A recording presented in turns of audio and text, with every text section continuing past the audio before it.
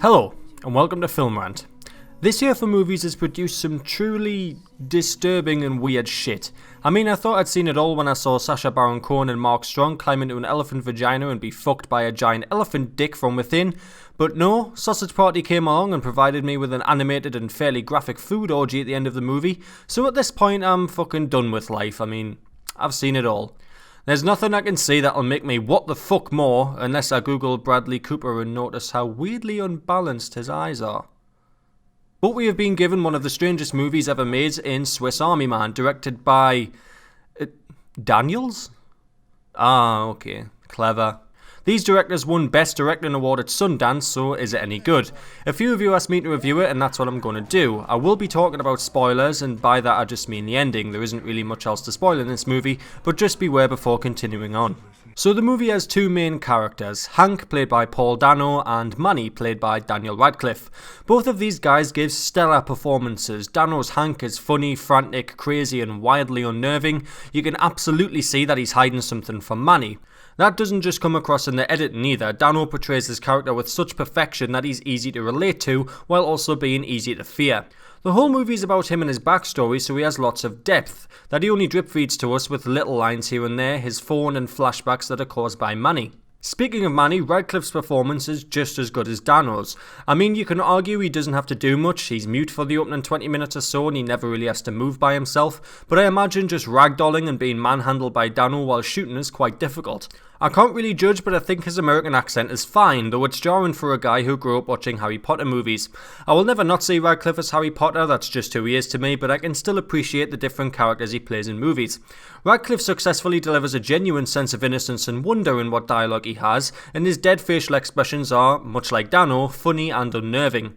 His character doesn't have that much depth as he has no memory of who he was. Hank sort of makes Manny who he is, and it's really charming to see the two of them interact and conflict.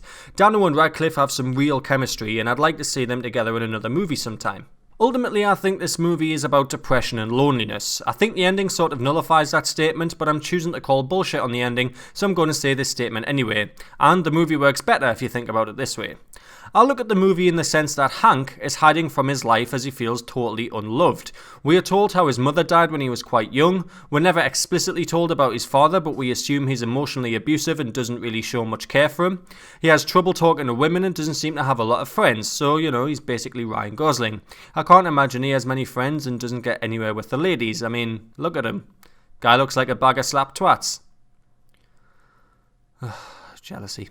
Anyway, so yeah, Hank's life is a bit of an emotional and social mess, so he locks himself away.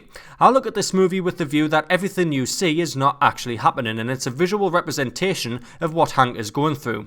He's stranded on an island with nobody to help him and nobody around because that's exactly where he feels he is. He feels alone, helpless, and disconnected from the world around him. In this context, I see Manny as Hank's brain, or even just his thoughts. Manny is a corpse, so you could think that Hank's brain is dead, cold, numb. Manny is a Swiss Army Man because Hank discovers he can do many amazing things. He even uses Manny to get himself off of the island and back to civilization. The human brain is a terrifically complex and amazing piece of biology, capable of accomplishing a variety of different tasks and, when used correctly, can pull you out of sticky situations. Obviously, intelligence is down to the individual, but instinct can often take over and get you free of a bad place. Hank slowly gets to know Manny and reinstills a sense of life and purpose in him. He talks about his insecurities with him and rediscovers what life is all about. I look at this as if he's healing himself emotionally. He's talking to himself inside his head and ironing out a lot of his issues. Towards the end of the movie, Manny discovers that some of what Hank was telling him was a lie, which he relates to a reason for living. He says something like, if none of it is true, then why should we live? And Hank tells him that you live for love, life's too short to let it go to waste, and all that philosophical crap. In this situation, this is like Manny is depression trying to pull Hank back down, but he's found purpose in his life now. He's coped with his demons. This is then personified when Manny falls out of the tree and crawls back to him. He literally crawls back from the brink. Now that's how I view this movie. Hank is reviving himself and rediscovering a reason to live, and the movie is just personifying his brain in a dead corpse, and the island setting is purely to show isolation. This all goes to shit when you see how the movie ends, but I'll get to that later. I found the movie to be deeply unnerving from a certain point. When Hank first turns on his phone, we see his background as a photo of Mary Elizabeth Winstead. which is something I can relate to, and we assume that she must be his girlfriend or something along those lines. Eventually there's a point where Manny sees the phone and notices the girl in the background. He asks all kind of questions about her, and Hank seems to have these microsecond flashbacks and refuses to really answer any of his questions. This comes after we know Hank is a bit of a social outcast. I don't know if I'm just crazy or morbid, but I was totally convinced he'd murdered her, or maybe he'd ran away to escape that fact, and this movie would have been about him coming to terms with that. It's deeply unsettling to think about, especially when he starts dressing up as her for Manny and they reenact that scene on the bus. I think an editor could easily grab this film and make a horror trailer out of it, like Silence of the Lambs style. I mean, if it can be done with Mrs. Doubtfire, then it can definitely be done with this. I'm glad that this wasn't the case though, as this would have totally ruined Hank's character and as a result, the movie overall. Sort of tying into that, the comedy in this movie is very strange. There was more than a few times where I genuinely laughed out loud, but I almost immediately felt bad after laughing. I laughed when Manny first talks and Hank screams and punches him in the face. That was quite a funny moment. But there's parts where there's some very real issues hidden beneath the comedy, such as the part in the cave where Hank is holding Manny and singing, "Rescued, I thought I was rescued. But you're just a dead dude. I'm gonna die."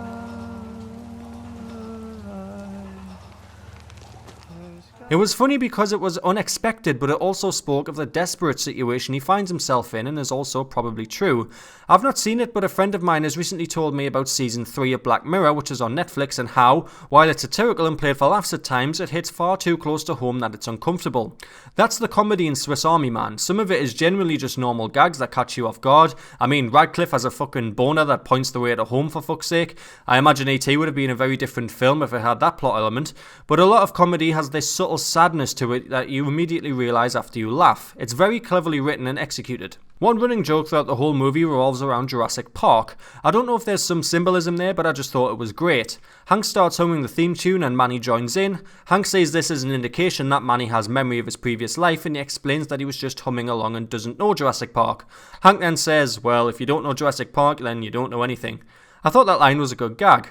Then later in the movie, Hank stops in the middle of some woods thinking there's a bear ahead, and we hear footsteps while the big leaves on the plant shake in front, much like how we are told of T-Rexes in Jurassic Park. And finally, there's a nice touch when Hank sees Sarah at long last and Manny starts singing the theme again. Akin to when Alan Grant sees the Brachiosaurus for the first time, he's struck by beauty. I'm not sure why this running joke was in the movie, but I thought it was great. Now, other than what I've mentioned, there isn't much else in the movie to discuss, so I guess I'll get to my biggest issue with the movie, which is the ending. As I mentioned earlier, I saw the real ending as Manny, Hank's brain, literally crawling back to him and rescuing him. After that, if we go with the pretense that Hank really is camping out in some woods, I'd have Hank stumble into Sarah's garden, as he does, and say how happy she is with her husband and kid. He learns to accept it and can move on with his life. He goes to show Manny what he's seeing, and Manny isn't there, because he never was. It's a very safe and clean ending, maybe too much, but I would have liked to have seen that more than what we actually got. And that's mostly because the ending we've got just seems to ruin the entire movie for me. It just falls completely flat. Hank gets into Sarah's garden and her daughter finds him and Manny. As soon as she talks to Manny and then Sarah talks to Manny, I was thrown a little, because that means Manny was really there all along. I went through the whole movie on the pretense that Manny was never actually there. So then she calls the police and they turn up and they stick Manny in a body bag. That left me thinking that Manny never actually talked to anything and that Hank was just dragging around a dead body found on the beach while stalking the girl he thinks he loves. It's a very macabre and very grim revelation about the character we've grown to love a little throughout the movie. It sort of plays that off right until the last scene. We are told that Hank has just been camping outside of Sarah's house for ages and that's why he was there. I didn't like the ending at this point, but I could accept how everything unfolded. But then in the last few shots we see Manny spring to life and fart away into the water like a shitting jet ski. I was thrown completely by this and I thought, well, that just has to be all in Hank's head, surely. I mean, dude's crazy. But no, everyone reacts to it. His father is smiling. I don't know if that's because it means Hank can't be convicted of killing Manny because he's just farted away into the sunset, but the ending just leaves you thinking, what the ever-loving fuck? I don't know if I just completely missed the point, but it totally ruined the film for me. It left me not knowing exactly what happened, whether any of it was real or how I was even meant to interpret it. For me, the movie works much better if the whole thing is a metaphor about Hank battling his own demons in his head, as I explained earlier. Let me know what you thought of the ending below. I'm intrigued to know. From a technical standpoint, I feel I have to mention the music. It's unique in the sense that there are no tracks in this movie that use instruments. It's just Manny and Hank humming and singing, and it's used very well. It transitions scenes, it's used to emphasize emotion and important plot beats, much like music is used in contemporary films. This element alone fits into the metaphor idea too. Hank is the only thing in the movie. He set the scene and created Manny. It would only make sense that he makes his own music too. Needless to say though, I loved it.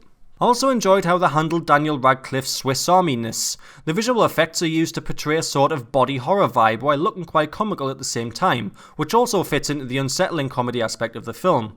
I'm not sure how much of it was visual effects, how much of it was practical effects, or how much of it was just Daniel Radcliffe acting, but I fully bought into the multi-purpose Potter aspect of the film. So overall, I don't really know what to make of Swiss Army Man. I thought it was a very cleverly written piece about depression and loneliness, portrayed beautifully through macabre imagery and dead corpses with compass boners, but the end sort of made that belief come crashing down, and I finished the movie not knowing what the point of it was or even what the story was.